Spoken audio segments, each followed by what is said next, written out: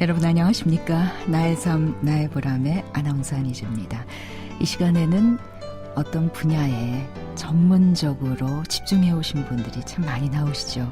오늘 나오신 분은 그 가운데에서도 특히 여러분에게 많은 도움을 주실 분이 아닐까 여겨지는데요. 1960년대부터 무려 40여 년 이상 고미술 분야에 매혹돼서 고미술계에 발로 뛰는 역사를 만들어 오신 분입니다. 어떻게 보면은 반평생을 고미술과 함께 하신 분이죠.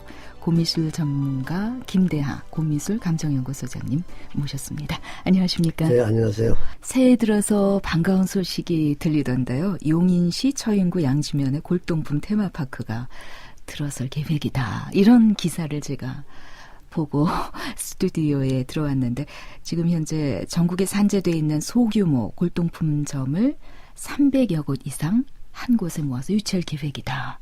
사실 많은 분들이 이렇게 되기를 바라고 있었던 것 아닐까 여겨져요. 아, 예, 아주 반가운 소식이죠. 네. 그 아주 반가운 소식이고 바라던 일입니다. 네. 아주 빨리 좀 그렇게 됐으면 좋겠습니다. 네. 골동품에 대한 의미를 좀 저희가 알고 말씀을 나눴으면 좋겠는데요. 예. 골동품, 그렇죠. 골동품. 골동품 그러면 상당히 구수한 맛이 나죠. 좀 캐캐한 맛도 나고 구수한 맛도 나는데 지금 이제 골동품을 조금 더 업그레이드 해서 용어를 정하신 게 고미술이라고 그러잖아요. 네네. 고미술이라는 것 조금 더 그냥 아름답게 보이고 들키고 뭐 학술적으로 조금 이렇게 들리지만은 실은 저희들은 그냥 골동품 그게 훨씬 좀 친밀감을 느끼고 그래요. 구수한 맛도 나고 또 캐캐한 맛이 나고 네. 하는 게 우리 맛이다. 네. 저는 그렇게 생각합니다. 과거에는 골동품이라고 지칭을 했습니다만은 요즘에는 이제 소장님께서 말씀하셨듯이 한 단계 예, 좀 업그레이드 시켜서 고미술이다 예, 이렇게 지칭을 예. 하고 있고 또 한동안 고물이라는 표현도 썼었는데요. 예, 고물은 뭐 글쎄 골동품도 큰 범위에서는 고물축에 들어가죠. 그러나 골동품을 고물이라 하기는 조금 그래요. 그래서 그게 구별이 제가 이제 저 전문서적, 저 연구서적에도 나왔지만 고물 속에서 골동품, 그 골동품 속에서 이제 미술품 이렇게 구별돼 나갑니다. 골동품은 고물 속에서 골동품을 갈려낸다는 것은 거기에서 골동적 가치를 가려내는 거거든요. 골동적 가치, 즉 미적 가치 또는 그 재화 가치, 이런 더 감상 가치. 이런 조건이 맞아야 그 골동이 되는 것이지 그 외에는 고물이죠. 네. 버리는 고물. 예. 그거가 다릅니다. 그래서 고미술은 조금 더 달라요. 요즘은 뭐 해화, 오래된 해화 뭐 이런 것도 골동품이라고 또 합니다만 고미술이라고 합니다만은 고미술이면은 분명하지만 골동품이라기는 좀 못하죠. 네. 그림을. 예. 그렇죠. 네.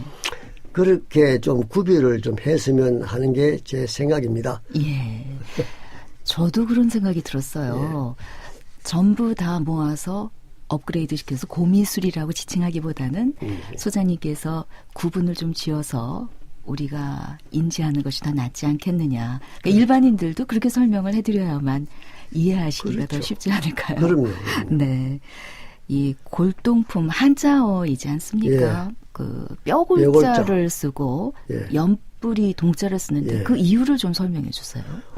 그게 명제 그 동이창의 그 골동 13설이라는 게 있어요. 거기 보면은 이제 여러 가지 나옵니다. 뭐 벼루, 검 또는 뭐 악기, 뭐 도자기 뭐 등등 쭉 나오는데 13설 나오는데 거기에서부터 골동이라는 말이 나와요. 골동 13설. 그 전에는 골동이라는 말이 잘 없고 그냥 뭐 고동, 즉 말하자면 중국 한문으로 쓰면 옛고자 또는 구, 네. 구시대를 구동, 고동. 지금은 중국에서 고동 또는 구동으로 씁니다. 그 당시에만 그 명문상권인 골동이라는 용어가 잠깐 나왔는데 구동이라고 썼어. 우리 조선시대도 여러 가지 기록에 보면은 고동으로 나옵니다. 골동이라는 용어를 찾아볼 수 없어요. 예. 고동 나오는데 19세기 후반 19세기 말기 이제 일본 문화가 들어오면서 골동이라는 말이 나옵니다.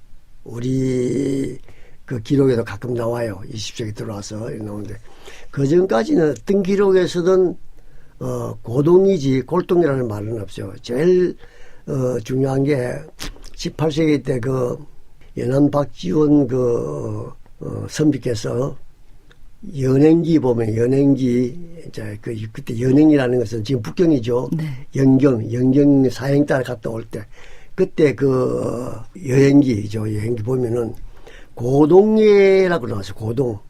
고동에 대한 기록이 상당히 많이 나와 있습니다. 고동에 대한 기록. 근데 지금 북경에 가면 유리창이라는 한국 우리 인사동 같은데 네네. 인사동보다 수십 배 더 크지만은 유리창이라는 곳이 있어요. 그게 명대부터 있었거든요. 그래서 그 시장을 쭉 설명하면서 고동이라고 그랬지 골동이라는 용어는 없었어요. 네. 그 골동은 일본 사람들이 들어오는데 일본은 원래 골동이라고 쓴 것 같대. 예. 일본 서식들 보면 다 골동이 나옵니다. 네. 요즘 다 고미술로 나오지만은 그래서 우리도 아마 조선조까지는 고동이라고 사용했지 않았나 싶어요. 그때 골동이라는 용어를 찾아보지 못했으니까. 네. 연뿌리 동자는 왜 쓴 거죠? 연뿌리 동자는 연이라는 게 상당히 오래 가잖아요. 예. 오래 가니까 오래된 것이다. 오래된 것이다 하는 뜻으로 아마 그 동자를 썼지 않았나 네. 하는 싶은데 그 뭐 제 생각입니다만 모르겠어요. 예. 근데 저희가 알기로는 이 그 연꽃 씨앗, 연뿌리 씨앗이 1000년 이상 간다고 배웠거든요, 예전에. 그렇죠. 그러니까 그렇게 오래 가는 물건이다. 뭐 그럴 해서 겁니다. 비유적으로 쓰지 않았나. 네, 그럴 겁니다. 뭐. 네. 네. 저도 그렇게 생각해요. 네. 고미술업계의 뒷얘기를 모은 골동 천일 야화라는 제목의 책을 출간하셨어요. 예. 네, 책 속에는 어떤 내용이 담겨져 있습니까? 아, 그거 말이죠. 네. 그러니까 그게 제가 1965년도에 이 골동시장에 뛰어들었습니다. 뛰어들었는데 그때는 누구에게 물어볼 데도 없고 뭐 전쟁 끝나고 얼마 안 돼가지고 어디 뭐 이거 골동 이게 좋은 거냐 나쁜 거냐 물을 데도 없고 그렇다고 해서 우리나라 국내에 출간한 서적도 없었어요. 네. 별로 골동에 대해서 고미술에 대해서 없었어요. 그래서 이제 외국 그 서적 거기에서 주문해서 주문해서 뭐 한 달 정도 걸립니다. 배달 받으려면. 그래서 이것저것 책을 좀 보고 이래서 조금씩 내 나름대로 지식을 이제 쌓아가고 그래도 현장 경험이 약하니까 네. 현장 경험이 약하니까 뭐 요즘 말로 바가지를 많이 썼어요. 가짜도 사고 뭐 이렇게 참 억울한 일을 많이 당했습니다. 그래서 이 바닥에 뛰어들었는데 그게 한 5년 6년 동안 자충우돌 했어요. 자충우돌 하다가 겨우 조금 눈을 좀 뜨기 시작해서 이제 적극적으로 뛰어들었지. 그래서 참 뛰어들어서 보니까 이거 고유섭 씨의 말씀대로 참 우리 미술품, 골동품이 그 구수한 맛이 나와요. 느끼게 됩니다. 그 매료되지요. 네. 그 구수한 맛이 매료됩니다. 누구나 다 그래 될 거예요. 안 그러면은 수집하는 사람들이 몇억씩, 몇십억씩 투자하면서 수집하겠어요. 네. 그 구수한 맛이 매료되고 그 맛을 느끼게 돼요. 오래 하다 보면. 네. 예. 그동안 이제 모아오신 여러 가지 골동품들에 관한 느낌이라든가 또 에피소드 같은 것을 이 책 속에 담아 놓으신 것 같은데 1965년에 어떤 계기로 골동품 시장에 뛰어들게 되셨어요? 제 친구, 이제 대학에서 동문수학하는 친구인데, 그 친구로 인해서 뛰어들게 됐지만은, 뭐 조금 전에 말씀드렸다시피, 그래서 그 친구에게 많이 좀 나쁜 경험을 많이 했어요. 예. 나쁜 경험 많이 했으니까, 이게 도대체 왜 이렇게 어렵냐? 내가 왜 이렇게 당해야 되느냐? 그 제가 이제 유치원부터 대학원까지 20년 걸려요. 예. 그렇잖아요. 20년 동안에 한 번도 들어보지 못한 강의거든요. 그런 거는. 그러다 보니까, 당하고 보니까 내가 왜 이렇게 당해야 되느냐. 이게 뭐냐 하고 한 깊이 파기 시작했죠. 그래 들어왔는데 이 세계 들어와서 자충우돌 하다 보니까 여러 가지 일들이 생기지 않습니까? 가짜도 사고 진짜도 사고 어떤 것은 뭐 예를 들어 1,000원짜리 뭐 500원 주고 살 수도 있고 200원 주고 살 수도 있고 그게 1,000원짜리인지도 모르고 200원 주고 샀기 때문에 뭐 한 3, 400원 받으면 아이고 많이 버렸다 하는 이런 착각 속에 있을 수도 있고 네.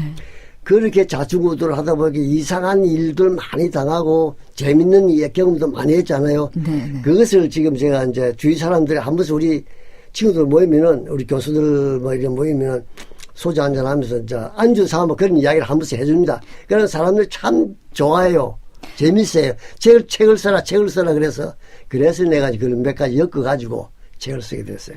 20대 때 아닙니까? 1965년. 30대. 30대였어요. 네. 그때 그 골동품 쪽에 관심 기울인다. 관심 기울일 게 많았을 텐데. 그렇죠. 물론 이제 옆에 친구가 권해서 그쪽 분야에 관심을 가지시게 되셨다고 합니다마는 약간 좀 이해가 안 되는 부분이 있어요. 그 성장 과정에서 부모님이라든가 아니면 주변 분들이 골동품에 대해서 그렇게 관심을 많이 가지셨더랬습니까? 전혀 저희 집안에서는 골동품하고 전혀 관계 없어요. 관계 없고 제가 좀 집안 이야기라기보다도 저는 그러니까 말하자면 유복자이기 때문에 네. 호르몬이 밑에 자랐기 때문에 골동품 수집하고 자시고 하는 그런 여유 있는 집안이 못 됐습니다. 그러니까요. 네. 지금도 생각할 때 그 고물건 수집하시는 분들은 어느 정도 이제 경제적으로 여유 있으신 분들이 하시잖아요. 어느 정도 그렇죠. 더군다나 그 60년대 중반이었다 그러면 한국 전쟁 끝나고 경제적으로 우리나라가 얼마나 힘들던 어려울 때였습니까? 때요. 어렵요. 그런데 그 시장에서 뭔가 내가 해보겠다 하고 관심을 가지셨다는 게 조금 이해가 안 돼요. 그러니까 예. 그게 제가 이제 대학을 졸업해서 대학원 입학하기 전에요. 네.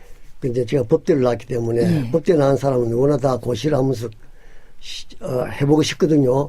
그 산에서 한 1년 공부를 했어요. 공부하다가 한문 시험 보고 그냥 낙방이 돼서 낙방되고 나서 이게 도저히 내가 가는 길이 아니구나. 내 머리 가지고 이거 안 되겠다. 예. 하고 포기를 하고 이제 집에 내려와서 있을 때 하도 답답해서 등산을 갔어요. 등산. 네.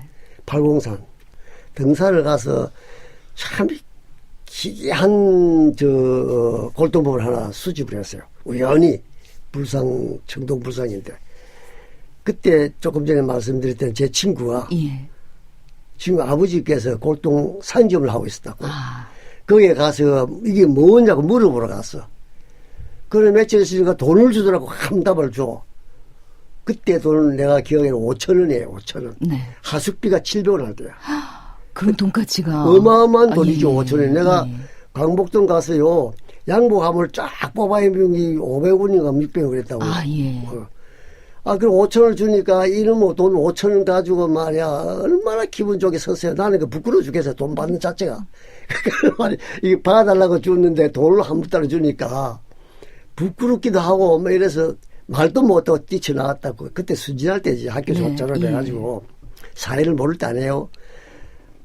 그러고 나서 야 골동이 이게 참 돈이 되는 거구나 하는 걸 느꼈어. 그래서 이제 서울 대학원 졸업하고 뭐 사업하다가 실패해서 친구를 만나가지고 내일 그 친구 그 아버님의 아들 친구를 만나가지고 그 친구가 또 같이 해보자 이래서 그렇다고 내일 공장 정리해가지고 같이 했어. 네. 같이 하다가 뭐 내가 속아버렸지. 예. 그래서 뛰어들게 된 거야.